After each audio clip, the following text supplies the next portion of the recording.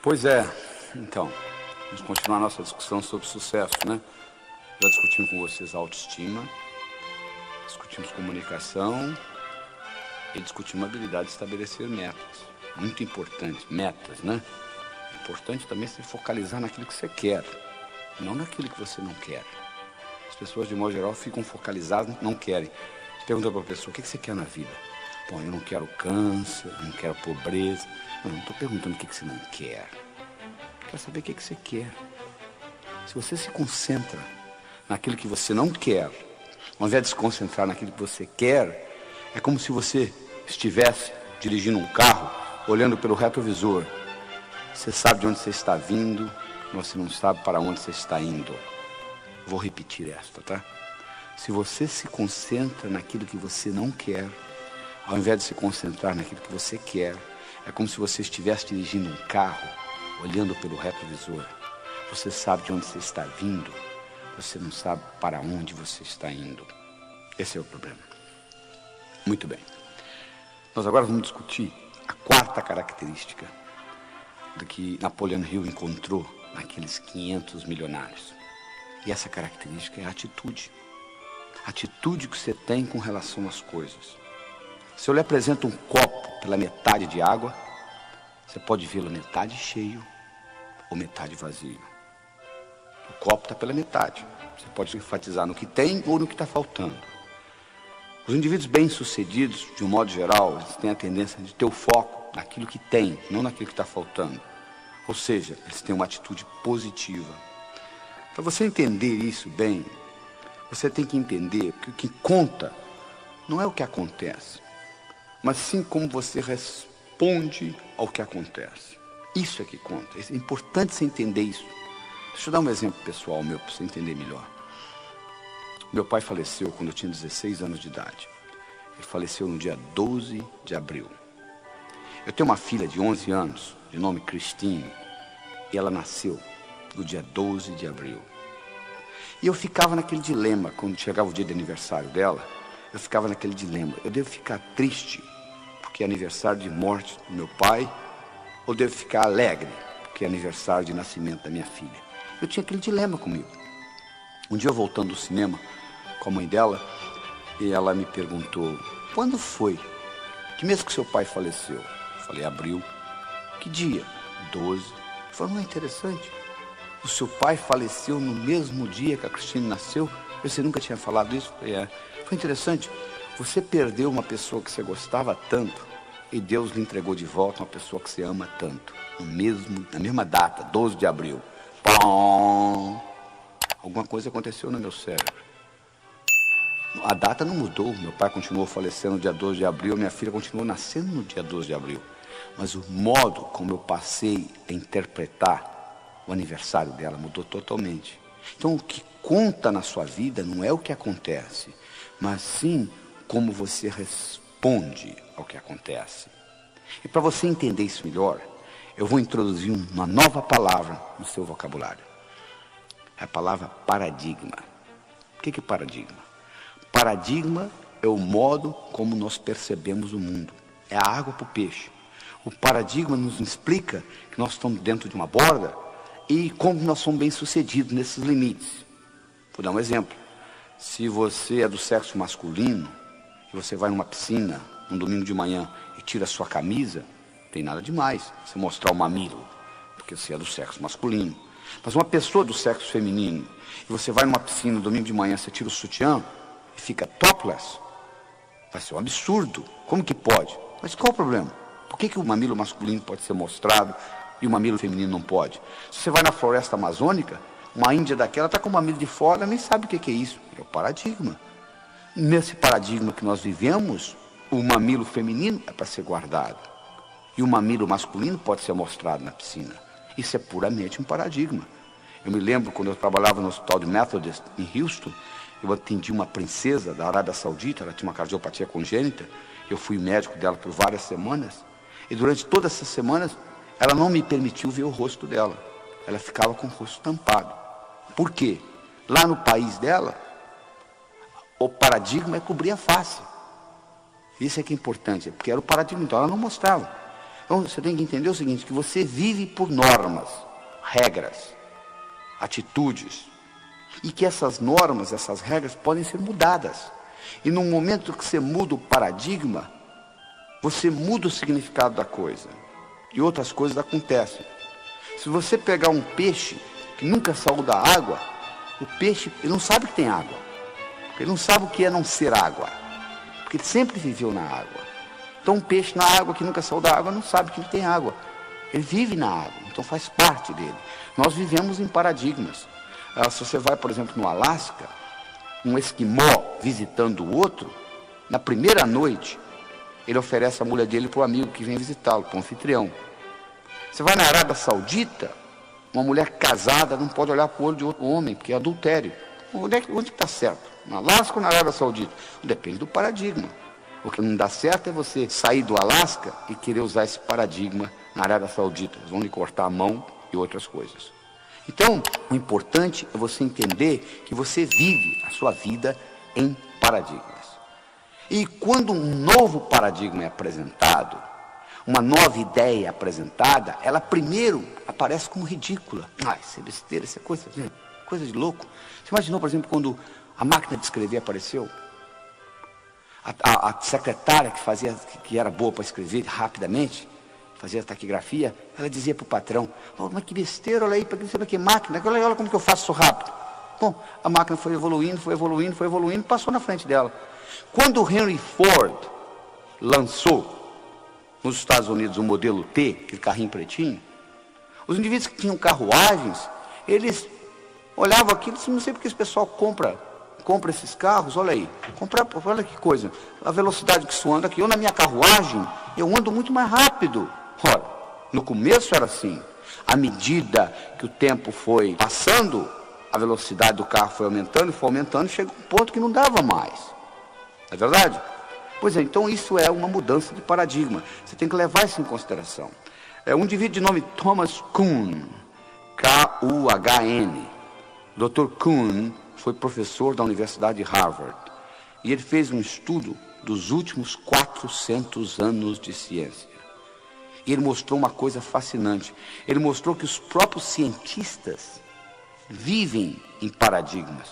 Que quando um cientista descobre um dado que não encaixa no paradigma dele, das duas uma, ou ele é incapaz de perceber o dado, ou ele manipula até encaixar no paradigma dele. Então, ciência é nada mais, nada menos do que uma expressão de paradigmas. O Albert Einstein, ele nunca usou a palavra paradigma. Ele tem uma frase famosa que diz o seguinte, os problemas importantes não podem ser resolvidos no mesmo nível de pensamento que eles foram criados. Olha que interessante. Os problemas importantes não podem ser resolvidos no mesmo nível de pensamento que eles foram criados. Ou seja, exige uma mudança de paradigma para que isso ocorra. Deixa eu mostrar para vocês um paradigma em ação. Você vai ter que ter uma boa habilidade de visualização para seguir o que eu vou falar. Imagine o seguinte, 3, 6, 9 pontos, dispostos como se fosse num quadrado, onde eles estão no canto, no meio, no outro canto do quadrado, em cima, no meio e embaixo. 3, 6, 9 pontos. Agora pega um lápis e com 4 linhas retas, tenta passar por esses pontos. Vê se você consegue. Só com 4 linhas retas, sem tirar o lápis do papel. E sem passar pela mesma linha 2 vezes.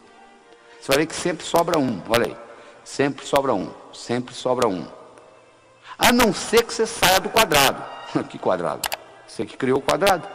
Se você vai lá embaixo, se você está tendo dificuldade em visualizar, você pode passar lá na livraria e abrir o Sucesso Não Ocorre Por Acaso, que eu tenho essa explicação lá no livro. Você vai ver o seguinte, que agora você consegue, interessante. Antes você não conseguia. De repente, quando você muda o paradigma, você consegue. Na vida é a mesma coisa. Às vezes você não está conseguindo fazer dentro do paradigma que você vive. Você muda o paradigma, isso ocorre. Então deixa eu lhe ensinar como é que você muda o paradigma. Vamos pegar o seguinte, vamos pegar uma coisa interessante. Vamos fazer uma hierarquia de ideias aqui, tá bom? Olha só. Pega a palavra transporte. Tá? Bom, transporte. Como é que você pode ter transporte? De carro, de navio, de avião, de trem. Não é verdade? Pega a palavra carro. Como é que você pode? Você tem Volkswagen, Você tem Ford, tem Chevrolet. Vamos pegar Ford. A Ford você tem vários carros. Você tem Del Rey, você tem um carro chamado Taurus. Pega o carro Taurus, por exemplo, que é o melhor carro que a Ford tem. Você pega o carro Taurus, você pode olhar a parte mecânica dele, você pode olhar a lataria e etc. Estão sentindo? Transporte, carro, Ford, Taurus, lataria, etc. Deixa eu lhe perguntar uma coisa. Se eu fosse para lhe oferecer um emprego, o que você gostaria de ser chefe? Você gostaria de ser chefe da lataria do Taurus ou do Taurus como um todo? Você dizia, claro que eu quero ser chefe do Taurus como um todo. O que você gostaria de ser chefe, do Taurus ou você gostaria de ser chefe da Ford? Ah, claro que é da Ford. O que você gostaria de ser chefe?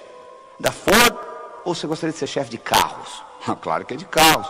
Eu ia mandar na Ford, na Volkswagen, na BMW, etc. O que você gostaria de ser chefe? De carros ou de transportes? Claro que é de transportes. Você ia mandar em navio, avião, trem. Olha que interessante. Há uma hierarquia de ideias. Ora, se eu estou tendo um problema com carros, vamos supor que eu estou tendo um problema com carros em São Paulo. Está demais. Então eu tenho um problema com carros. Como que eu resolvo o problema? Só se eu mudar o paradigma. Como que eu mudo o paradigma? Eu faço a seguinte pergunta. Com que finalidade que existe carro? Transporte? Olha, eu já mudei hierarquicamente para a coisa de cima, para o nível superior. Que outros exemplos eu tenho de transporte? O trem, metrô. Ah, metrô. Então vamos resolver o problema com o metrô. Olha, para eu colocar metrô em São Paulo, o que eu fiz? Eu peguei carros, eu subi hierarquicamente, eu vi a coisa de um ângulo diferente, eu fui acima no paradigma, eu desci pelo outro lado. Interessante. Será que isso me ajuda no dia a dia? Claro que ajuda. Observe esta. Você está brigando com a sua esposa, discutindo com ela sobre a educação dos seus filhos. E vocês estão naquela discussão ferrenha. Agora, se você pergunta para ela assim, qual é a finalidade de você discutir desse jeito? Ela vai dizer, para o bem-estar do meu filho. Aí eu lhe pergunto, e qual que é a finalidade de você discutir? Para o bem-estar do filho. É engraçado, num nível acima, vocês estão brigando pela mesma coisa. Ou seja, bem-estar do seu filho. Ora, no nível acima vocês estão concordando. Se vocês estão concordando no nível acima, se vocês se deslocarem para o nível superior, haverá concordância, haverá acordo. É muito mais fácil você concordar nesse nível do que na briga lá embaixo. O que você fez? Você saiu do paradigma que você estava brigando. Então, quando você começa a entender essa ideia de paradigmas, você começa a ter mais sucesso na vida. Eu vou dar para vocês uns exemplos práticos, tá? De história. Pegue a palavra Made in Japan, feito no Japão, 1960. Feito no Japão, 1960. Barato, copiado, baixa categoria. Made in Japan, 1990. Feito no Japão nos anos 90. Alta qualidade, caro, né? Olha como é que mudou o paradigma japonês.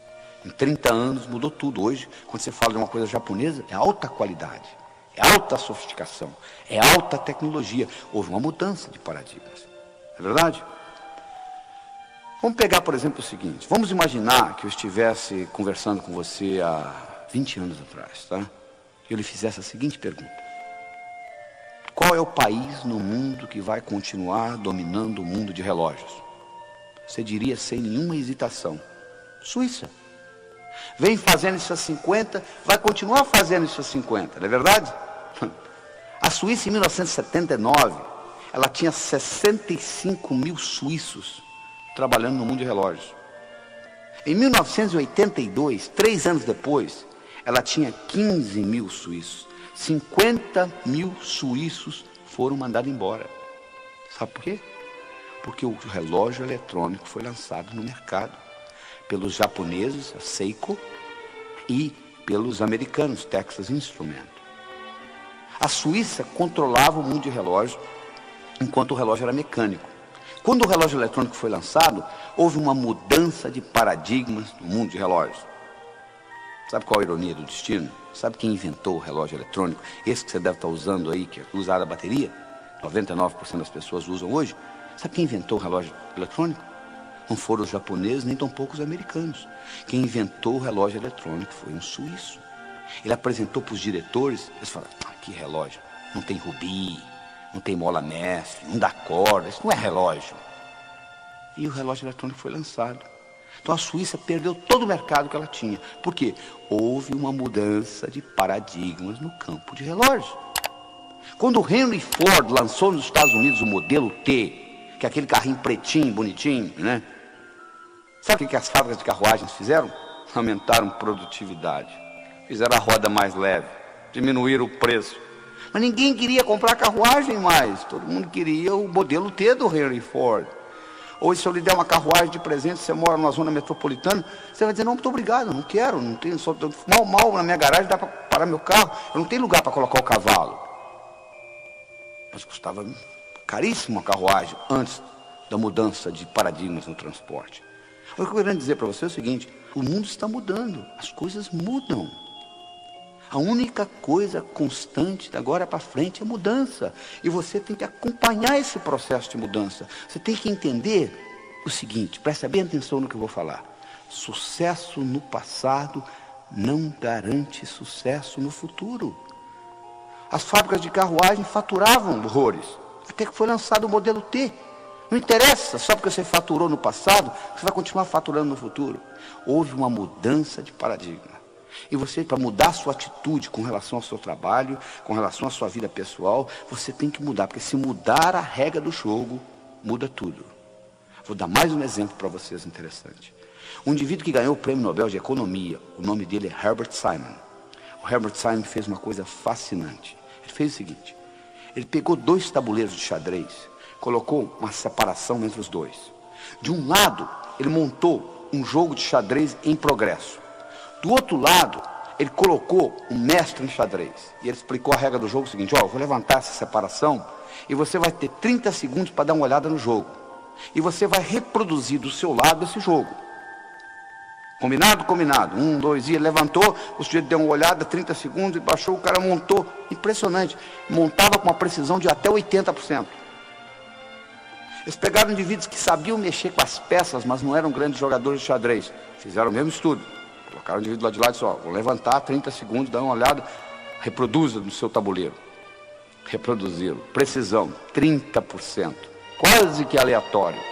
Aí eles bolaram o seguinte, vamos fazer o seguinte, vamos criar um tabuleiro onde não tem um jogo de xadrez em progresso. Aleatoriamente, pelo computador, nós vamos colocar as peças, ou seja, vão ter 2 bispos na mesma diagonal, etc., que contradizem a regra do xadrez. Chamaram o mestre de xadrez de novo, colocaram de lá, 1, 2, e levantaram, fecharam, chamaram o indivíduo que estava começando a jogar xadrez. Sabe quem ganhou dessa vez? O principiante. Por quê? Porque no momento que levantou a separação, o mestre de xadrez, sabe o que ele fazia? Ele começou, mas como é que pode 2 bispos na mesma diagonal? Quer dizer, ele se distraía com a história, todo aquele know-how que ele tinha do jogo de xadrez desapareceu, porque mudou a regra do jogo. Na sua vida, meu amigo, a regra do jogo está mudando toda hora.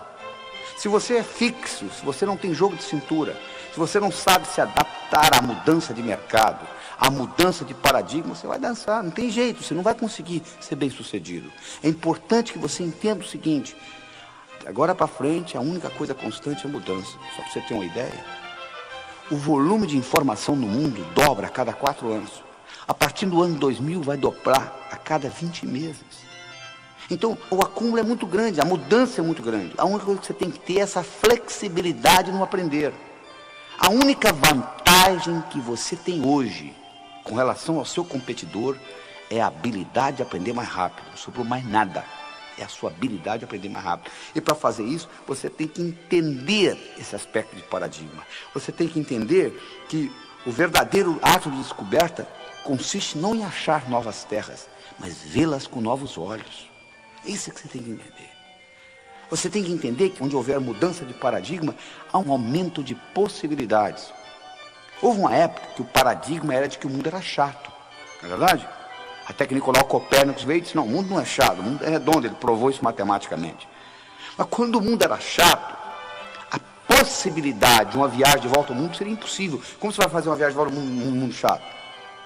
Quando o conceito mudou para o mundo redondo, a viagem de volta ao mundo, que era uma coisa impossível, passou a ser possível. Exatamente na sua vida, igualzinho. O que hoje é impossível na sua vida, é impossível por causa do paradigma que você vive.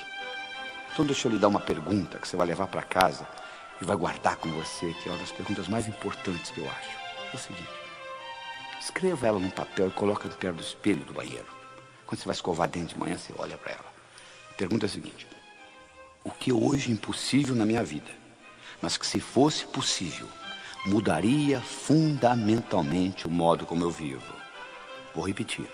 O que hoje é impossível na minha vida, mas que se fosse possível, mudaria fundamentalmente o modo como eu vivo. Essa pergunta vai lhe permitir desencadear novas atitudes na sua vida. E desencadeando novas atitudes, você vai incorporar novas tecnologias e novos modos de pensar. Porque Mark Twain tinha um ditado que eu acho que é fascinante.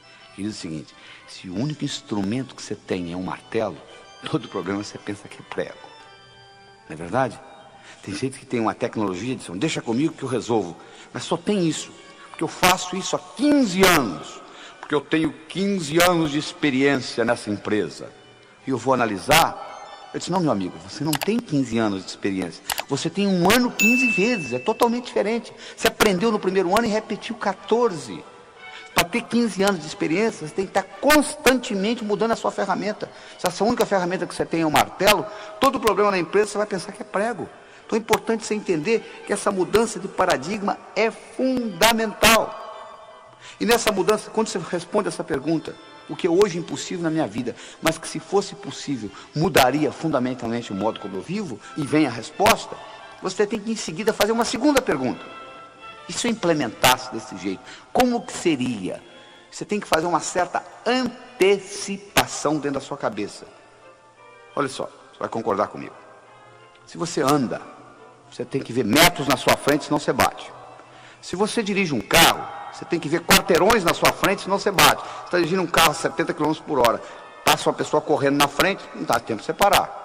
Se você pilota um avião a 1000 km por hora, você tem que ver milhas na sua frente, senão você bate. Se aparecer um obstáculo a 500 metros, você já bateu. Conclusão: quanto maior é a velocidade que você se locomove, maior tem que ser a sua habilidade de antecipar o futuro. E hoje nós vivemos numa velocidade muito grande. Então a sua habilidade de antecipar o futuro é fundamental. E essa pergunta que eu estou lhe dando lhe ajuda a ser um explorador do futuro. Você começa a explorar o que vai vir para frente. O que hoje é impossível na minha vida, mas que se fosse possível, mudaria fundamentalmente o modo como eu vivo. E respondida essa pergunta, você faz a segunda: e se? E você tem que estar disposto a constantemente se achar obsoleto. Porque toda mudança requer que você aprenda de novo. Quando os suíços descobriram que o relógio eletrônico estava entrando no mercado, sabe o que eles fizeram? Um relógio Patek Philippe, antes do relógio eletrônico, tinha uma precisão de 1/30 de segundo. Sabe qual a precisão de um relógio eletrônico, desses baratinhos que você compra na feira por $5? É 1/30.000 de um segundo. Sabe o que os suíços fizeram quando os relógios eletrônicos foram lançados? Eles aumentaram a precisão de 1/30 para 1/60 de segundo. O que é 1/60 comparado com 1/30.000? Se o único instrumento que você tem é um martelo, todo problema você pensa que é prego. Eles acharam que iam resolver mecanicamente. Não resolveram. Finalmente eles descobriram que não dava jeito. Eles tiveram que entrar no mercado eletrônico. Quando os suíços decidiram entrar no mercado eletrônico, eles tiveram que voltar a estaca zero. Toda vez que você muda um paradigma, você tem que voltar a estaca zero. Eles tiveram que aprender eletrônica com os japoneses e os americanos. Então, todas as vezes que você faz uma mudança de paradigma, você tem que voltar à estaca zero. Você tem que admitir que você é obsoleto naquilo. É importante você entender isso. O único jeito de você crescer, você diz: eu estou obsoleto nisso, deixa eu aprender com quem sabe. Mas tem gente que é arrogante. A arrogância é cegueira cognitiva. Há, por exemplo, uma grande mudança de paradigmas no mercado, por exemplo, de gerenciamento. Antigamente, o bom gerente era o cara que resolvia problemas e reagia à situação. Hoje, o bom gerente é um indivíduo que antecipa o futuro. Ele questiona o que está para vir e ele identifica oportunidades. É para isso que você ganha, para identificar oportunidades. Isso é importante você entender. E outra coisa importante de você mudar o paradigma É você entender, existe uma metáfora criada por Paul Cordes e Dad Lynch nos Estados Unidos, onde eles fazem uma comparação seguinte, que você pode viver a sua vida em 3 tipos de estratégias diferentes. Você pode ser uma carpa, um tubarão ou um golfinho. Carpa é aquele indivíduo que é a vítima do mundo. Coitado de mim, estou sofrendo. Eles fizeram isso comigo. O tubarão é o indivíduo que está engolindo os outros. É sempre do jeito dele. E o golfinho é um indivíduo que, quando ele está perto de uma carpa, a carpa pensa que ele é tubarão. Quando ele está perto de um tubarão, o tubarão pensa que ele é carpa. Mas na realidade ele não é nem carpa nem tubarão. Ele é golfinho. E a filosofia do golfinho é o seguinte: para eu ganhar, você não precisa perder. A não ser que você insista. Aí o problema é seu. Por quê? Porque o universo é um lugar potencialmente abundante, feito para todos ganhar. Para eu ganhar, você não precisa perder. E esse conceito é uma mudança de paradigma, é uma mudança de atitude que nós precisamos fazer na nossa civilização. Porque se nós continuarmos com o paradigma do ganha-perde que nós temos no momento, que se deteriorou para perde-perde, principalmente aqui no Brasil, se nós continuarmos com esse paradigma, nós vamos destruir o planeta, porque não vai ter planeta aqui para os nossos netos e bisnetos. Nós temos que aprender a fazer mais com menos. Esse que é o grande segredo, essa que é a grande mudança de atitude. Não é aumentar o número de funcionários, não é aumentar o orçamento, não é aumentar o número de horas. É você ser mais excelente naquilo que você faz. E com isso você vai aprender a fazer mais com menos. Você vai produzir mais e menor número de horas. E assim por diante.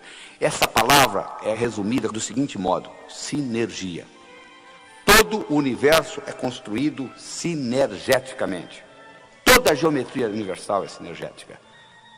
E menos do que 0,00001% da população no mundo tem ideia do que a palavra sinergia quer dizer. E sinergia quer dizer o seguinte: o todo é maior que a soma das partes. 1 mais 1 é igual a 4, você muda a matemática. E para você fazer sinergia, você tem que trabalhar com comunicação, respeito mútuo, intuição. E nesse processo de vários cérebros, nesse network, nessa combinação, a somatória do time é maior do que cada indivíduo individualmente. Isso é uma mudança de paradigma essencial para a sobrevivência do planeta. Então, no momento que você muda essa atitude, que você passa a ter a atitude que para eu ganhar você não precisa perder, a não ser que você insista, você muda a sua percepção com relação ao universo. E, por incrível que pareça, quando você passa a jogar o jogo do ganha-ganha, você vai ter mais chances de ganhar também e ser mais bem sucedido na vida. O Napoleão Hill mostrou que aqueles indivíduos que começaram pobres e se tornaram ricos, eles descobriram esse processo, descobriram o processo do ganha-ganha. Então todo mundo ganhando. E com isso nós terminamos essa parte da atitude. Então lembre-se do seguinte: o que é importante não é o que acontece com você, mas como você responde ao que acontece com você.